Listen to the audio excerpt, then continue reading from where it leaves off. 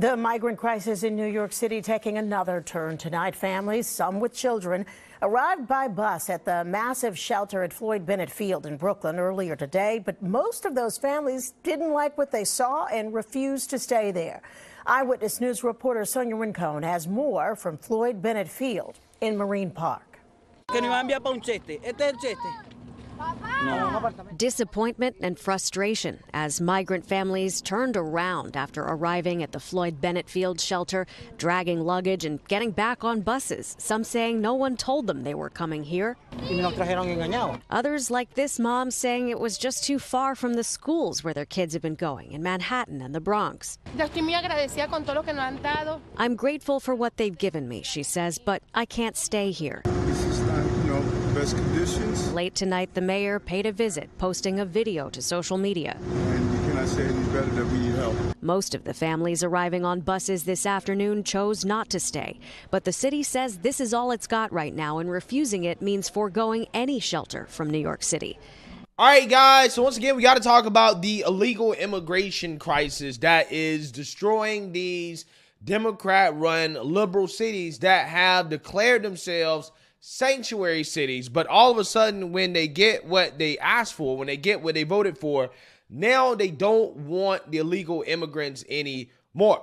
Although some of these cities like New York and Chicago have rolled out the red carpet for illegal immigrants because by law, right, the laws that they set, that they voted for in their cities, they have to do that for the illegals. Again, I'm assuming that they never anticipated that the illegals would actually be coming there in the numbers that they're coming, but they are. And now the illegals have gotten uppity, right? They've gotten real uppity about their expectations from these liberal cities in regards to taking care of them. Remember, New York City was allowing the illegals to stay in 3 and 4 and 5-star hotels, feeding them every day, giving them health care. I mean, again, they got red carpet treatment that our homeless veterans and people on the street, like actual Americans, could only dream of, right? They never got that type of treatment before, right? But the illegals who pay nothing into the system, again, they got red carpet treatment, in some parts of the country. And now the illegals, again, as I've told you guys, have gotten kind of uppity, and they are rejecting staying in the migrant camps that have been set up for them, particularly in New York City, as basically they're saying, no, we're too good to stay at this facility that you set up for us. We're refusing to stay here. We're going to go somewhere else. Take a look. We're at Floyd Bennett Field. To be clear, there were several families who got off an MTA bus, walked inside a facility, and they are currently there tonight. But there were other parents who got off, took a look around, and decided this was not the place for them. They in turn boarded another bus and were dropped off at a train station, effectively relinquishing their stay in the shelter system. A migrant mother saying, quote, it's too far for them to get to their studies. They go to school on 59th Street in Manhattan. One of several migrant families who arrived Sunday at the Floyd Bennett Field tent facility in Brooklyn, unwilling to stay here. I am very grateful for everything that they've given us, she says, but we can't stay here. I have 4 kids with asthma. It's too far. They didn't tell us anything. It's a new facility, but we never thought it was here. Governor Kathy Hochul and Mayor Eric Adams confirmed late last month families would indeed be transferred here to live temporarily in a congregate setting. MTA buses with the first 24 or so migrant families began arriving at the gate just after noon on Sunday. A mayoral spokesperson telling Pix 11 News, quote, with more than 65,600 migrants still currently in our care and thousands more continuing to arrive every week, we have used every possible corner of New York City and are quite simply out of good options to shelter migrants. The spokesperson goes on to say, quote, no municipality should be left to manage a national crisis almost entirely on its own. It's not fair to asylum seekers, and it's not fair to longtime New Yorkers. Will these people be taking away opportunities that the American people should be having first? Critics, from residents to elected officials and the Legal Aid Society, all disagreed with this housing plan then as they do now. I commend those migrants for leaving this place because it's such an unfit place for them to be staying. New York City Public Advocate Jumaane Williams arrived Sunday evening after hearing about the families who declined to stay. They definitely need allies on this. So if people are trying to help you out, you shouldn't deny them access. If everything is going well, let me talk to a couple of families and then I'll be on my way. Williams was eventually let inside the facility. He says he spoke with some families who told him they were not aware they were being bused here. As for the families who declined their stay and have given up their beds at this facility, on this chilly night, it's unclear where they'll be sleeping. Yeah, so you're saying that, you heard that. Again, the illegals have gotten extremely uppity, right? They've gotten too good to stay at these migrant facilities, these multi-million-dollar taxpayer-funded migrant facilities that have been set up for them to have a roof over their head and some warmth and shelter during the winter. Again, they got too used to the 3 to 4 to 5-star hotels, and now they refuse to stay anywhere that does not meet that level of service. You got one woman claiming that, well, I can't stay here because my kids go to school in the middle of Manhattan. And I'm like, do you know how much it costs to live in the middle of Manhattan? Right? In order to live in the middle of Manhattan, you're probably going to be paying at least $6,000, $7,000, $8,000 a month for like a place where you have the bare minimum. Okay. But again, that is the expectations that these illegal immigrants have. That's how uppity they've gotten, right? They've gotten too good for just the basics, right? They've gotten too good for it. So again, imagine allegedly coming from a place like Venezuela that is, extremely poor and impoverished, okay, where you are living in conditions that are not good, right? Who knows if you have a roof over your head? If you do have a roof over your head, who knows if you have like air conditioning? You know, you're getting food, you're getting all of the basics that you need to have a decent life. Again, imagine coming from a place like that, allegedly crossing Central America, right?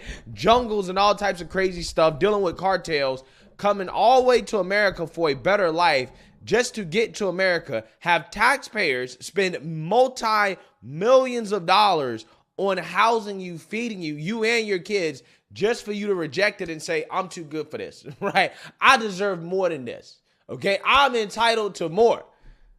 Again, it's amazing. You can't make this stuff up. I did a story not too long ago about some of the migrant advocates, the illegal immigrant advocates in Chicago, comparing Brandon Johnson to Hitler for setting up migrant camps for the illegals, right? For trying to help them out. Again, this is why they should be deported, right? This is why you should send them back, because at this point, nothing will ever be good enough, okay? Some of them are simply ungrateful. Some of them would actually rather be in Venezuela than some parts of the country like Chicago, right? And that's why some of them are deporting themselves back to Venezuela, okay? Because they can't handle the Chicago cold. They would rather be in Venezuela than to freeze their ass off in Chicago. You can't make this stuff up. So again, they're actually getting a one-way trip back to Venezuela, right? Because they can't stand Chicago. It's pretty crazy stuff. Let's read here. Chicago migrants are beginning to move back to Venezuela as the city runs out of resources to house and support illegal immigrants. The Chicago Tribune reported on the account of Michael Castiglione, who immigrated with his wife and stepdaughter from Venezuela to find a better life. However, after several months, the family suffered from homelessness and lack of job opportunities and no access to better education. By early November, they had requested tickets back to their home country. Quote, the American dream doesn't exist anymore. Castiglione said, quote, there's nothing here for us. Now, here's the thing.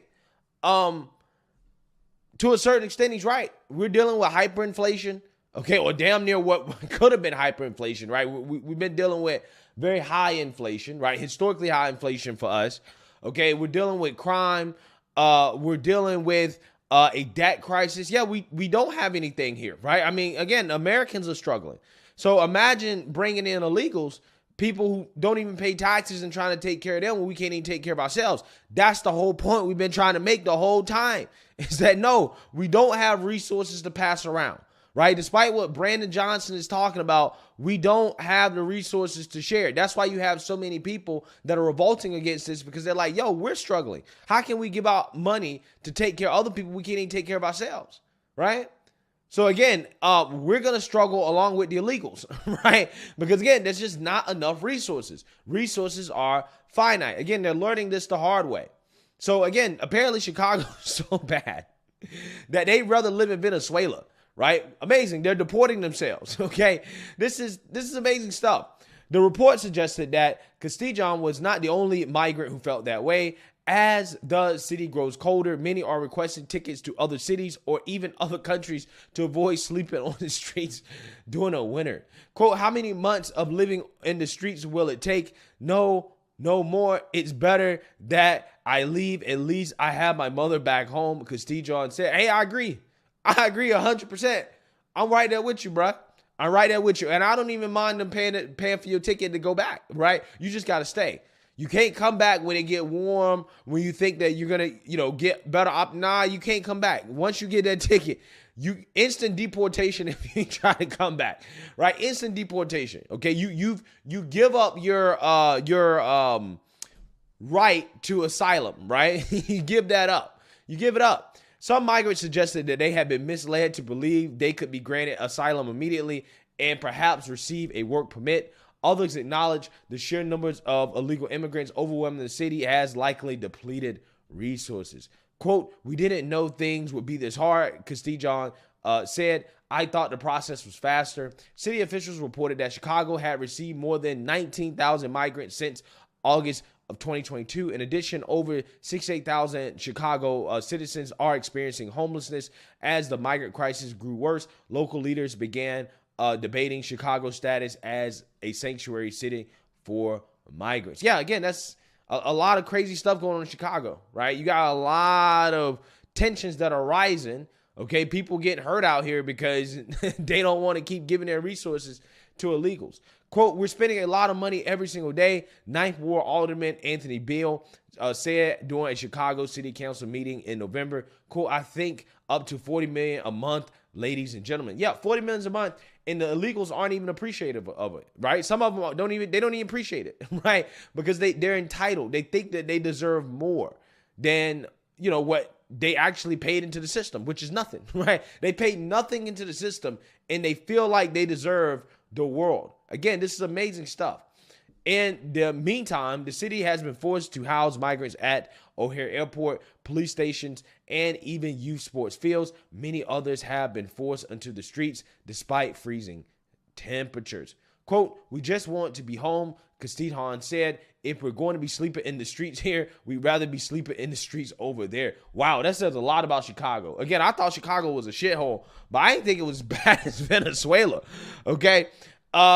Which, I mean, hey, not surprised because that is the direction of these Democrat-run cities, right? They're definitely going into the direction of, Venezuela because of the Democrats that are running the cities into the dirt, right? And it's not just me that believes that. Even the illegals believe that. They actually lived in Venezuela.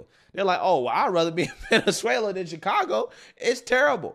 Okay, it really says something about the state of these liberal cities when even the illegals can't stand living there. They don't even want to be there, right? They're like, I'd rather sleep on the streets in Venezuela than in Chicago. Amazing stuff. It really is. But hey, I can't say I don't support the self-deportation. I want to see a lot more of it, right? And if this is what it takes, this is what it takes. Let me know what you guys think. Make sure you like, comment, and subscribe. Most importantly, share a Black conservative perspective. Peace.